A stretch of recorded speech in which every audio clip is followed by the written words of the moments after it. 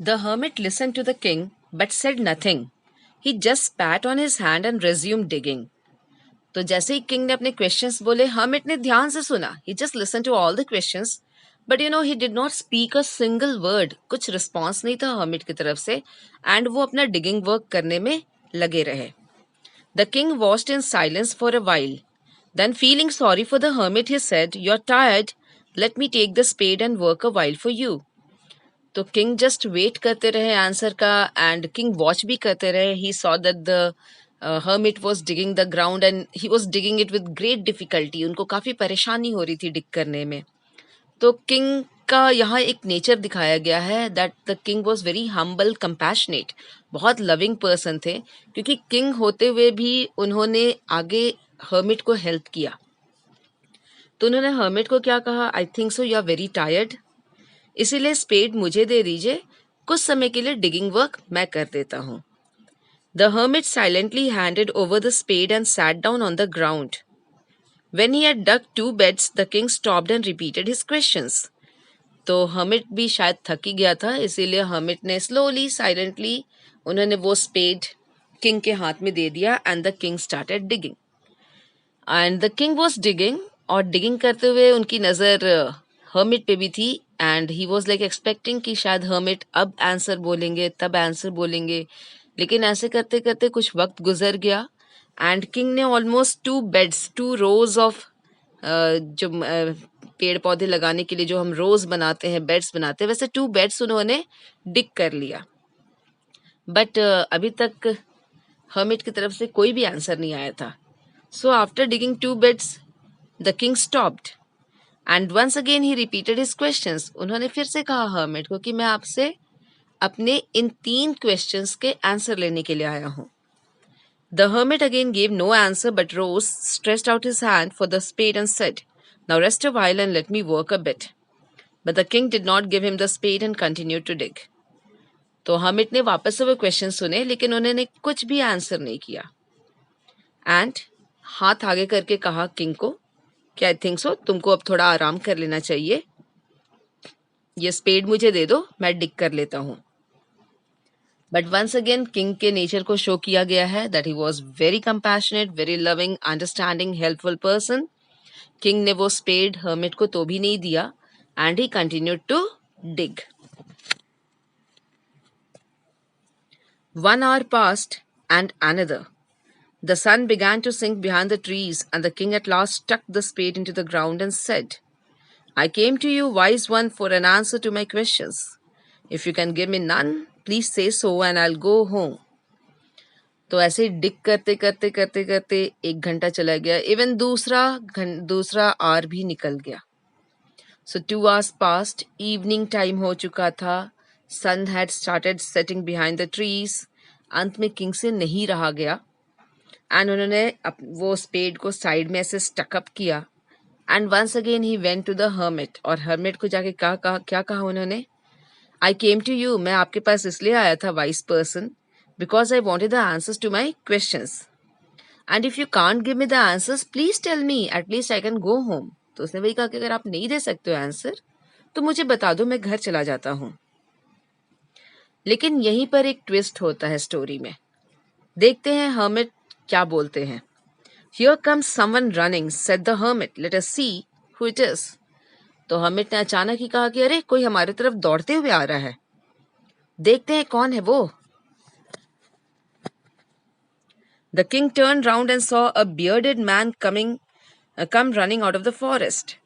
तो किंग ने ऐसे टर्न करके देखा तो उसे देखा कि एक bearded man, bearded यानी दाढ़ी, काफी दाढ़ी थे उसके चेहरे पे. तो एक bearded man फॉरेस्ट की तरफ से बहुत तेजी से दौड़ते हुए आ रहा था. The man held his hands pressed against his stomach and blood was flowing from under them. और उस मैन ने अपने स्टमक पे अपने हाथ को ऐसे दबा कर रखा हुआ था. क्यों रखा हुआ था? बिकॉज उसके स्टमक से बहुत ज़्यादा ब्लड निकल रहा था. There was a huge flow of blood from his stomach. साफ पता चल रहा था कि उसको स्टमक में चोट लगी है. When he reached the king, he fainted and fell to the ground, moaning feebly. So when he ran very fast, plus he was wounded badly. So when he reached the king, वो धड़ाम से नीचे गिर जाता है बेहोश होकर. Fainted means बेहोश होना, अनकॉन्शियस होना.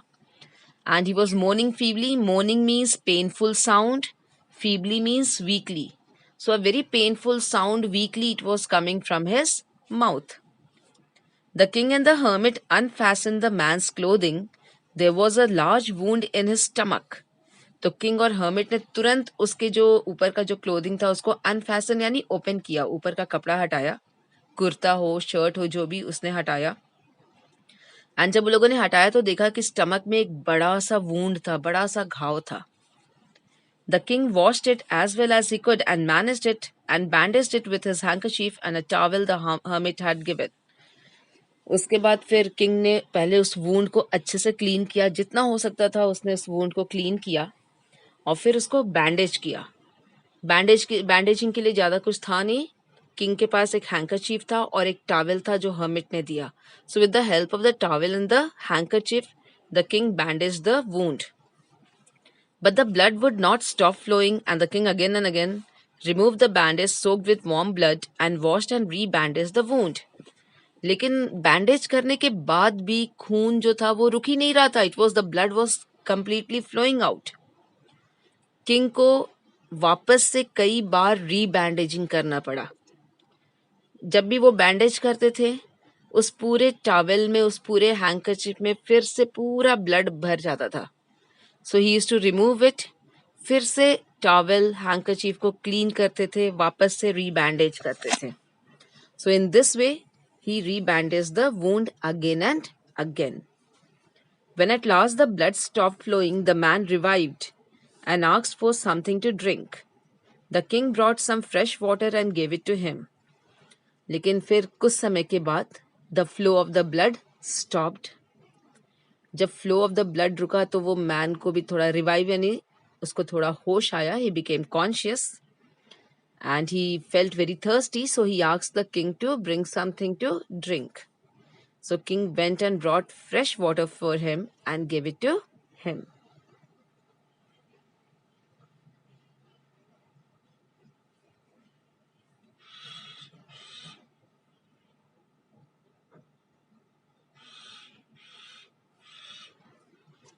Meanwhile, the sun had set and it had become cool. So the king with the hermit's help carried the wounded man into the hut.